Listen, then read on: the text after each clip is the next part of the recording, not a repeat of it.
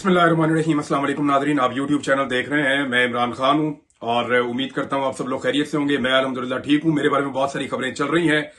मेरे लिए सबसे जरूरी यह है कि मैं अपना काम जारी रखूं और अपनी बात करता रहूं, और वो मैं कर रहा हूं। मैं महफूज हूं, अल्लाह ताला का बहुत शुक्र है। और अल्लाह ताला बड़ा मेहरबान है। वही जिंदगी देता है, वही हिफाजत करता है, वही राज़िक है, वही पैदा करता है और वही आपकी हर चीज का मालिक है। तो अल्लाह ताला से मुझे सबसे ज्यादा हमेशा उम्मीद रहती है। आप सबसे दुआओं की दरखास्त है। खबरों की तरफ जाते हैं नाज़रीन डायरेक्टली। जरूरी यह है कि जो बात मैं करता हूं, जो काम मैं करता हूं, वो काम जारी रहे और वो रुकना नहीं चाहिए, क्योंकि मुझे ऐसा लगता है कि मेरा काम ही मेरी सबसे बड़ी रिस्पॉन्सिबिलिटी है। और इसी जिम्मेदारी से रोकने की मुझे बार बार कोशिश की गई, लगातार कोशिश की गई। मेरे बहुत सारे दोस्त जानते हैं बहुत सारी चीजें, और उन्हें उस बारे में पता है जो कुछ मेरे साथ हुआ है गुज़िश्ता चंद दिनों में। और अगर तो मैं आपको ना बता पाया तो वो आपको बता देंगे कि मेरे साथ क्या कुछ हुआ है और कौन सी चीजें उन्होंने विटनेस की हैं। बहरहाल अभी आ जाए जरा खबरों की तरफ। इसमें सबसे इंपॉर्टेंट तो ये है कि इमरान खान साहब ने इनकार कर दिया जो हुकूमत की जानिब से मुज़ाकरात हुए। हुकूमत ने जो दरखास्त की थी इमरान खान साहब से कि आप फौरी तौर पर अपनी जो कॉल आपने दी है ओवरसीज पाकिस्तानियों को सिविल नाफरमानी के हवाले से, वो अपनी कॉल आप वापस ले लें। इस पे इमरान खान साहब का जो स्टेटमेंट है वो ये है कि जब तक हुकूमत संजीदा मुज़ाकरात में संजीदगी नहीं दिखाती मुज़ाकरात में, तब तक सिविल नाफरमानी की कॉल वापस नहीं होगी। तो इमरान खान साहब ने हुकूमत का जो मुतालबा है उसको मुस्तरद कर दिया। इसके अलावा बैरिस्टर गौहर की इमरान खान साहब से मुलाकात हुई। उन्होंने बताया कि इमरान खान साहब को मुज़ाकरात के हवाले से बताया तो उन्होंने कहा कि ये एक टाइम फ्रेम के अंदर होने चाहिए। हुकूमत के पास तो ये है ना कि एक दिन और गुजर जाए, एक दिन और गुजर जाए। उन्हें लगता है कि अगले दिन कोई ऐसा हादसा या कोई ऐसी चीज हो जाएगी जिसमें उनके हाथ कोई अलादीन का चिराग लग जाएगा और चीजें ठीक हो जाएंगी। लेकिन गुज़िश्ता 2.5-3 साल से हो ये रहा है कि बजाय चीजें ठीक होने के मजीद खराब होती चली जा रही हैं। एक के बाद एक तजुर्बा करके देख लिया, लेकिन चीजें ठीक होने की बजाय ज्यादा से ज्यादा खराब हो रही हैं। अब इमरान खान साहब कहते हैं जी के बगैर इनको ज्यादा टाइम देने की बजाय एक टाइम फ्रेम रखें और हमारे जो दो इंतहाई जायज मुतालबात हैं, नंबर 1, जितने भी कैदी हैं बेगुनाह उनको रिहा किया जाए, या जिनके केसेस चल रहे हैं उनको जमानतें दी जाएं, जो उनका हक है उन्हें मिलनी चाहिए। और दूसरा उनका मुतालबा यह है कि 9 मई के ऊपर और 26 नवंबर के ऊपर इन दोनों वाकयात के ऊपर एक जुडिशियल इंक्वायरी करवाई जाए, कमीशन बनाया जाए, जिसमें पता चले कि सीसीटीवी फुटेज में क्या था, पता चले कि इसका क्या रोल था, पता चले कि कितने लोगों को गिरफ्तार किया गया, क्यों गिरफ्तार किया गया, जो लोग बाइज्जत बरी हो गए। यानी बहुत सारे लोग 9 मई के केसेस में डिस्चार्ज हुए, लेकिन उन्होंने कई कई महीने जेलों के अंदर गुजारे हैं। अब वो बेगुनाह साबित हो गए, उन्होंने जेलों में गुजारा टाइम, उसके लिए जिम्मेदार कौन है? हजारों लोग पाकिस्तान में गिरफ्तार किए गए हैं और 9 मई के केसेस को जितना ज्यादा पाकिस्तान में इदारों ने खराब किया कि जिस बंदे ने माफी मांग लिया, इमरान खान को छोड़ दिया, वो बेगुनाह हो गया। सबसे पहला तो जुर्म यह था कि अगर 9 मई किया एक बंदा उसके अंदर फिक्स है, तो जैसे ही वो इमरान खान को छोड़ता है वो बेगुनाह हो जाता है, वॉशिंग मशीन में से निकल के बिल्कुल पाक साफ हो जाता है। तो ये नहीं हो सकता कि एक बंदा ऐसे बेगुनाह हो जाए। तो अगर सजा देनी है तो कानून के मुताबिक सबको देनी चाहिए थी। यहां से यह मामला मशकूक होना शुरू हुआ। फिर मैंने देखा जैसे पुलिस ने अंधाधुंध गिरफ्तारियां कर दी। फिर पुलिस ने जो मौके उठाया कि जनाब छुप के भेस बदल के पुलिस वाले अंदर चले गए, वो इमरान खान साहब की टेबल के नीचे छुप गए। वहां छुपकर उन्होंने जनाब कहा कि हमने सुन लिया इमरान खान साहब ने प्लानिंग की है। 4 जगह पे तो बंदा चेक होता है और पहले पॉइंट के ऊपर मेन गेट से जो अंदर जाता था ना, वहीं पे नाम लिखा हुआ होता था, वो बंदा अंदर दूसरा जा ही नहीं सकता। और 2 पुलिस वाले छुप के जाके टेबल के नीचे बैठ गए। वो तो टेबल भी बहुत छोटी सी है जिस पे इमरान खान साहब टांग रख के बैठते थे। तो अजीबोगरीब बातें हैं जो की गई हैं। तो एक मजाक बनाया गया 9 मई के मामले को। हालांकि उसको अगर सही तरीके से चलाते तो शायद कुछ लोग फिक्स हो जाते जो जिम्मेदार होते। बहरहाल मिलिट्री कोर्ट्स के अंदर जो कुछ हुआ उसका खुमियाजा पाकिस्तान के ऊपर आ रहा है। अब सारे सर जोड़कर बैठे हैं कि इससे निकलना कैसे है। देखिए, सबको इस बात का आइडिया था कि मिलिट्री कोर्ट्स कोई इंटरनेशनल लेवल पे पसंदीदा चीज नहीं है, लेकिन पिछले दिनों में दबाव इतना ज्यादा बढ़ाया ओवरसीज पाकिस्तानियों ने और सोशल मीडिया के ऊपर इतना ज्यादा दबाव बढ़ा, खासतौर पे डोनाल्ड ट्रंप के इलेक्शन जीतने के बाद एक बेचैनी है जो पाकिस्तान की एस्टेब्लिशमेंट और हुकूमत है उनके बीच में।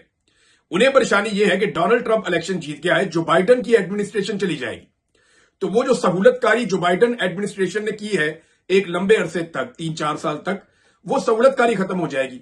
और अगर ये सहूलतकारी खत्म हो जाती है तो फिर हम किस तरीके से अपनी चीजों को कंटिन्यू कर पाएंगे? सहूलतकारी खत्म होते ही आपको पता है फिर यूरोपीय यूनियन भी बोलेगा, फिर बरतानिया भी बोलेगा, फिर अमेरिका में भी आवाजें उठेंगी, फिर अक़वाम मुत्तहिदा भी बोलेगा। यानी अक़वाम मुत्तहिदा में जिन लोगों ने मामला उठाए थे, उन्होंने मुझे अक्टूबर या नवंबर 2023 में बताया, मुझे वो मिलने के लिए आए। उन्होंने कहा जब हमने यूनाइटेड नेशन से राब्ता किया तो वहां हमें यह पता चला कि पाकिस्तान में जो कुछ भी हो रहा है उस पर अमेरिकन आशीर्वाद है, इस वजह से हो रहा है।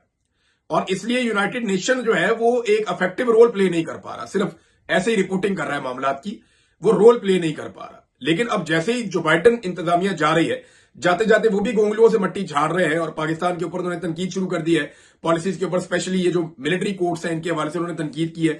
तो अब इस मामले से निपटना कैसे है? अब देखें, दो चीजें हैं जो अंडर डिस्कशन है। नंबर एक ये है कि इस मामले को यहां रोक लिया जाए, मामले को अदालत के अंदर जाने दिया जाए और अदालत के अंदर से इसको कलअदम कर दिया जाए और पूरी दुनिया को मैसेज चला जाए कि पाकिस्तान में मिलिट्री कोर्ट्स के अंदर कोई फैसले नहीं हुए थे, वो खत्म हो गए, तो ये इसके अंदर से निकल जाए सारे। एक तो ये फैसला हुआ कि इसकी जान छुड़ा ले। दूसरा फिर ये है तरीकाकार के इसके ऊपर डट जाए और सारे मिलकर खड़े हो जाएं और ये फैसला कर दें कि जनाब जो बाकी 50-60 बंदे हैं उनको भी हमने मिलिट्री कोर्ट में सजाएं देनी है और इमरान खान को भी उठाकर मिलिट्री कोर्ट के अंदर लेकर जाना है।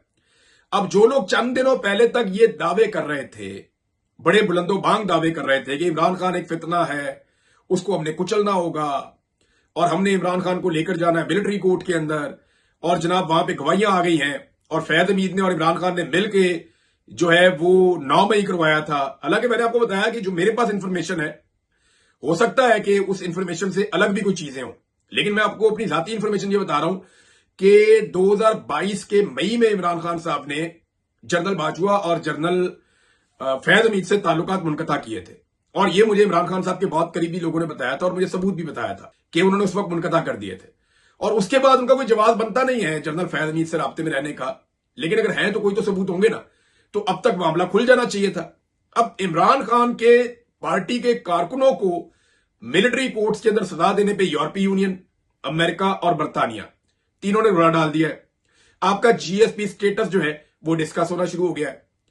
अब ये कारकुनों की बात थी, अगर साबिक वजीर आजम को उठाकर मिलिट्री कोर्ट में ले गए तो किस तरह का रिएक्शन आएगा हम आप इसका अंदाजा भी नहीं कर सकते। तो पाकिस्तान के अंदर इस वक्त डिस्कशन इस बात के ऊपर हो रही है कि किस तरीके से इस मामले को अब टैकल करना है, क्योंकि ये एक डिजास्टर के तौर पे देखा जा रहा है कि पाकिस्तान के अंदर सियासी जो बात है, सियासी कारकुन है, उनको मिलिट्री कोर्ट के अंदर सजा हो रही है, हालांकि दूसरी अदालतें मौजूद हैं और सेम मुकदमात 9 मई के सिविल कोर्ट्स के अंदर बाकायदा अदालतों में, सुप्रीम कोर्ट में, दूसरी अदालतों में वो फौजदारी मुकदमात बाकायदा चल रहे हैं।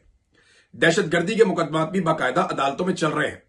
देखिए ना, इंसिडेंट तो एक ही है 9 मई का। अब 9 मई के अंदर कुछ हजारों लोग जो हैं उनके मुकदमा चल रहे हैं दहशतगर्दी की अदालतों में, दीगर अदालतों में, हाई कोर्ट्स के अंदर। ये 9 मई के मुकदमात हैं और इसी 9 मई के वकूए के कुछ मुकदमात फौजी अदालतों में चले गए हैं। यानी ये भी एक अजीब चीज है कि अगर डील करना है तो सबको एक ही तरह डील करना है ना। ये तो नहीं हो सकता कि आप कुछ लोगों को वहां ले जाएंगे और कुछ को यहां ले आएंगे। अब इसमें हुकूमत कहती थी सिंबॉलिक सजाएं होंगी, लेकिन सजाएं 10-10 साल की हो गई। उसके ऊपर भी दुनिया में एक जो है वो इस्तराब है और जिस तरह से इसको दुनिया में देखा जा रहा है आने वाले दिनों में, क्योंकि अब क्रिसमस की छुट्टियां होने जा रही हैं पूरी दुनिया में, तो क्रिसमस के बाद ये मामला उठेगा और ये मामला ज्यादा उठेगा मेरी इंफॉर्मेशन के मुताबिक। ओवरसीज पाकिस्तानियों ने जो किया उसके नतीजे में अब एक कांग्रेशनल मीटिंग होने जा रही है अमेरिका में और वहां पे बाकायदा ब्रीफिंग होगी कि पाकिस्तान में किस तरह से फस्तायत की गई है और 26 नवंबर को स्पेशली उसके अंदर डिस्कस किया जाएगा इमरान खान साहब के मुकदमात और मामला भी। इसके अलावा एक बर्तानिया में भी होने जा रहा है ये मामला और कनाडा में भी होने जा रहा है। यूरोपीय यूनियन का मूड आपने चेक कर लिया है और उन्होंने भी एक हार्ड लाइन ली है इस सारे मामले को लेकर। डोनाल्ड ट्रंप की जो नई टीम है ना, उसके अगर आप बयानात सुने, गुज़िश्ता कुछ बयानात आप निकालें, मिसाल के तौर पे उनके मार्को रूबियो इनके सेक्रेटरी ऑफ द स्टेट के तौर पे इंतखाब है, इसी तरह रिचर्ड ग्रेनल है, इस तरह एक दो खवातीन है। इनके अगर आप माजी के स्टेटमेंट्स देखें जो डोनाल्ड ट्रंप की अपनी किचन कैबिनेट है, जो बहुत करीब के लोग हैं, तो आपको यह समझ आ जाती है कि वो डिक्टेटर्स के बहुत खिलाफ है। वो खुलकर यह बात करते रहे कि हमने दुनिया में उन लीडर्स के साथ डील करना है जिनके पीछे उनकी आवाम खड़ी होगी, हमने डिक्टेटर्स के साथ डील नहीं करना। बल्कि जो सेक्रेटरी ऑफ द स्टेट आ रहे हैं उनका मैं एक बयान सुन रहा था, उन्होंने कहा डिक्टेटर्स अमेरिका के दोस्त नहीं हो सकते। उन्होंने मुख्तलिफ ममालिक की मिसालें भी दी। उन्होंने कहा ये दुनिया के अमनो अमान के लिए और दहशतगर्दी के हवाले से डिक्टेटर्स एक बड़ा मसला होते हैं। ये अपने इक्तदार के लिए समझौते करते हैं। ये डिक्टेटर्स बाय डिजाइन अमेरिका और इसराइल के खिलाफ एहतजाज करवाते हैं। ये उनका सोचना है। उन्हें यह लगता है कि डिक्टेटर्स अपने लोगों को कंट्रोल करने के लिए, स्पेशली वो मुसलमान मुल्कों की बात कर रहे थे, कि जहां पे अपने लोगों को कंट्रोल किया जाता है वहां उनको थोड़ा सा रूम दिया जाता है। ठीक है, आप अमेरिका को गालियां दे दें, आप इसको दे दें।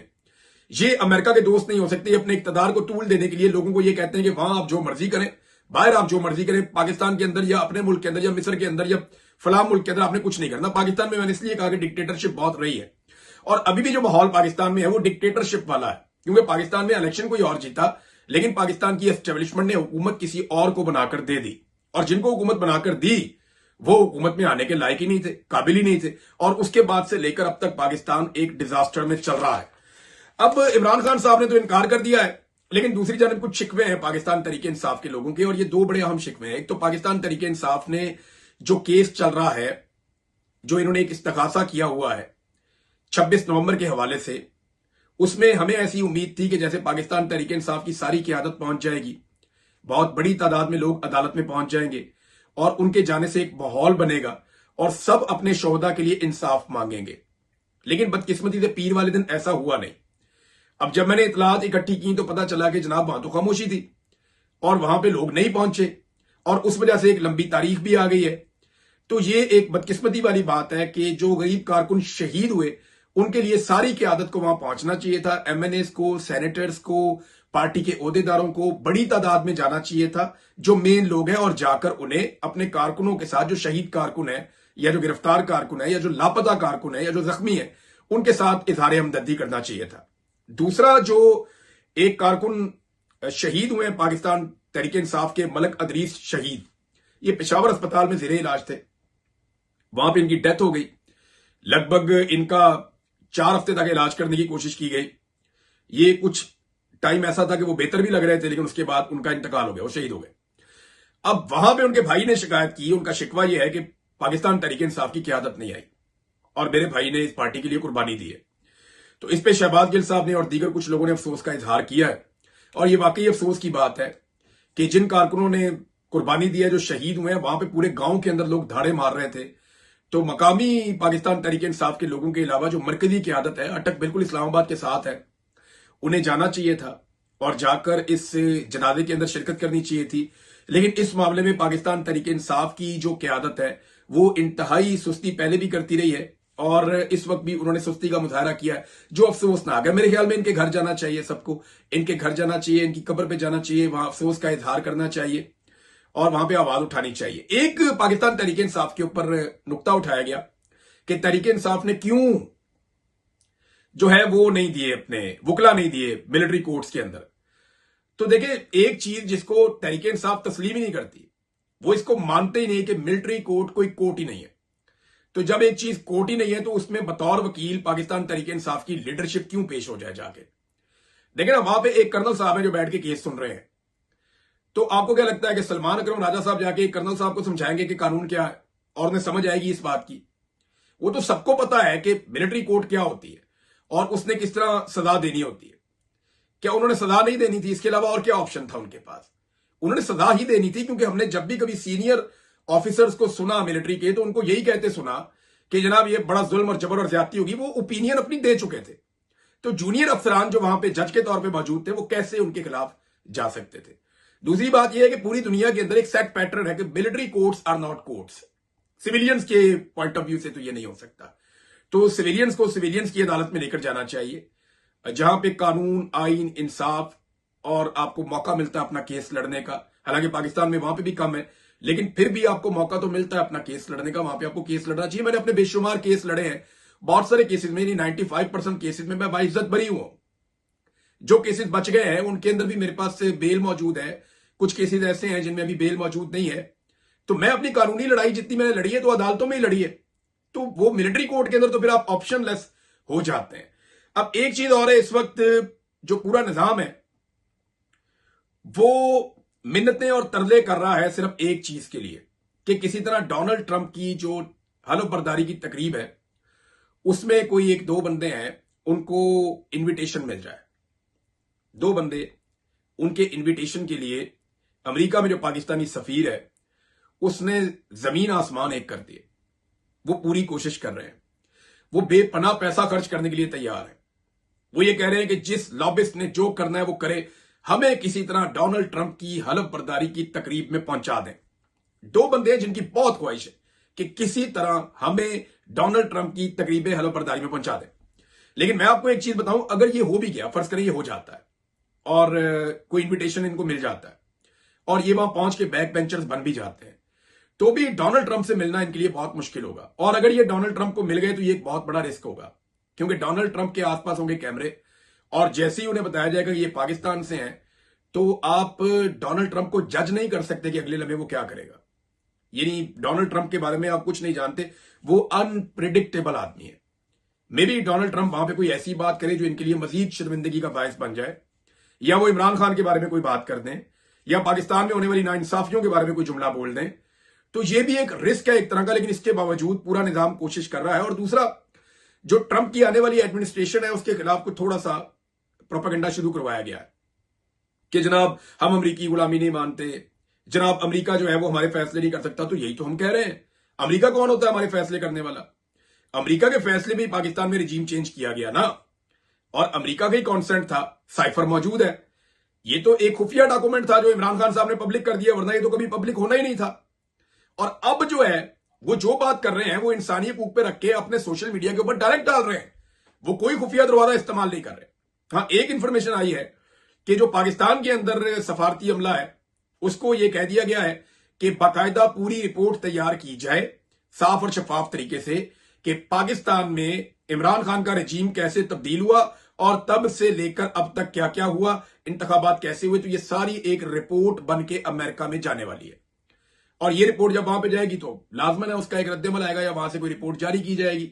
अब अमेरिकन जो है वो आपको ऐसे नहीं कहेंगे कि वो आपका बाजू मरोड़ देंगे। उनके 100 तरीके हैं, ख्वाजा आसिफ ने बताया ना, ख्वाजा आसिफ ने बताया कि उनके पास 100 तरीके हैं आपका बाजू मरोड़ने के। वो IMF के जरिए मरोड़ सकते हैं, वो मोहम्मद बिन सलमान साहब को कह सकते हैं, वो किसी अरबी मुल्क में कह सकते हैं, वो किसी और मुल्क में कह सकते हैं, वो कहीं से भी आपका बाजू मरोड़ सकते हैं। उन्हें 100 तरीके आते हैं।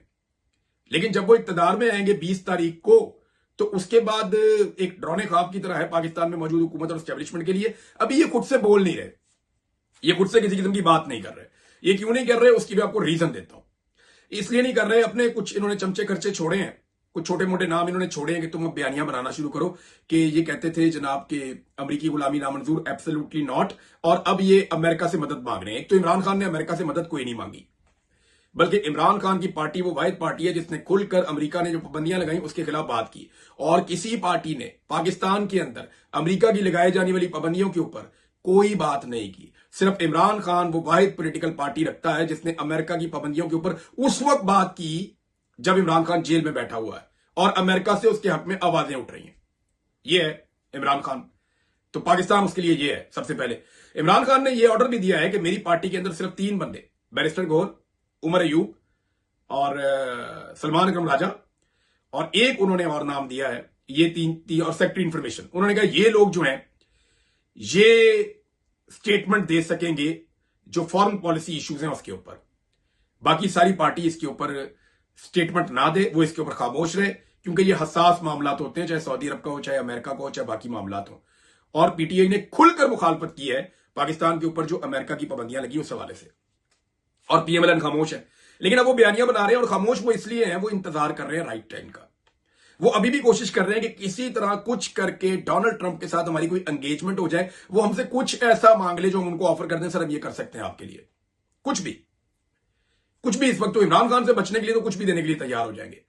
तो अभी तक ये व्यवस्था रहे शजर से उम्मीदें बाहर रख कि अभी तक ये उसी शजर से चिपके हुए हैं कि जनाब कोई साडा रास्ता कट दो। अमेरिकन एस्टेब्लिशमेंट की हर तरफ ये मिन्नतें तरजे कर रहे हैं। तो अभी इनको उम्मीद है, लेकिन जब इनकी उम्मीद टूट जाएगी तो फिर इतना इस बयानियों को बनाएंगे कि जनाब अमेरिका ने हमारी हुकूमत खत्म कर दी। हालांकि अमेरिका ने जो हुकूमत करी थी खत्म, वो सबको पता था। और जिस तरीके से पाकिस्तान के अंदर एक फस्तायत ज़्यादा इलेक्शन करवा के, बल्कि जबर एक्शन करवा के पाकिस्तान में जो हुकूमत बनाई गई है जाली फॉर्म 47 के ऊपर, वो भी सारी दुनिया जानती है। तो नाज़रीन, पाकिस्तान का जो हल है वो अब सिर्फ और सिर्फ एक ही है कि पाकिस्तान के अंदर एक फ्री एंड फेयर इलेक्शन करवाए जाएं और नए इलेक्शन करवाए जाएं। मैं आपको रिचर्ड के बारे में एक चीज और बताता हूं, क्योंकि आजकल बड़ा टॉपिक बना हुआ है। तो रिचर्ड की जो टोटल पोस्टें हैं जो अब तक उन्होंने की हैं वो 54 है। पोस्ट और रीपोस्ट तकरीबन 54 उन्होंने की हैं।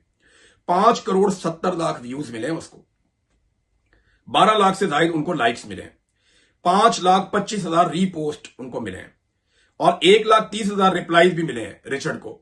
और सिर्फ एक पोस्ट रिचर्ड की ऐसी है जिसे 1,21,00,000 व्यूज मिले हैं। अब आप अंदाजा करें कि अमेरिकन को भी इस बात का आइडिया हो गया कि पाकिस्तान में इस वक्त जो पॉपुलर वॉइस है वो क्या है, वो इसका एनालिसिस भी कर रहे हैं ना। ट्विटर भी उनका अपना ही है अब, क्योंकि इलन मस्क उनकी टीम का हिस्सा है, तो ट्विटर भी उनका अपना है। तो नाज़रीन, अभी अमेरिकन एम्बेसी के लिए भी एक बड़ी प्रॉब्लम है और एक एम्बेरसमेंट वाली सिचुएशन है। उनको अब ये बताना पड़ेगा कि उनके ट्वीट से एहसन इकबाल का वो ट्वीट क्यों रीट्वीट हुआ जिसमें डोनाल्ड ट्रंप की बुराई की गई थी और इमरान खान की बुराई की गई थी। अब तक के लिए इतने, अपना ख्याल रखिएगा, अपने इस चैनल का भी। अल्लाह हाफिज।